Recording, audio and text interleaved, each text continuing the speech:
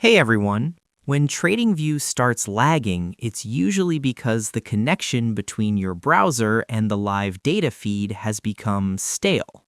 Here is the three-step sequence to get your performance back to 100% in 2026. Step 1. The soft reset. Refresh or reload. We are starting at the browser navigation bar. We're heading to the reload button. We do this as the first line of defense to re-establish the WebSocket connection with TradingView's servers.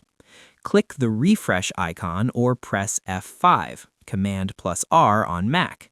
This forces the browser to ignore the local cache and download the latest version of the site, which often fixes minor visual glitches or price freezes instantly.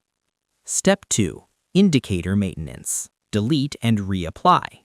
Now we're on the chart canvas. We're heading to the object tree or the indicator legend. We do this because community scripts or complex indicators can occasionally memory leak, eating up your RAM until the chart freezes. Click Delete next to each active indicator in the top left legend to remove them. Go back to the Indicators menu and search for them again. Reapplying the indicator resets its internal calculations. In 2026, some advanced indicators update their code frequently. Deleting and re-adding them ensures you are running the most optimized version of that script. Step 3. The deep clean. Deleting browsing data.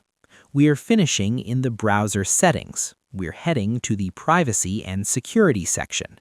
We do this as a final step to remove old, heavy cookies that might be conflicting with the current TradingView session.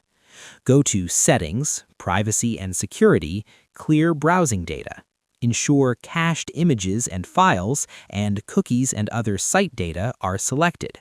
Set this to All Time for a complete flush. After clearing, you will need to log back in to TradingView. This provides a factory-fresh environment for the platform's high-performance charting engine to run without interference. I hope this helped you out, and I see you in the next one.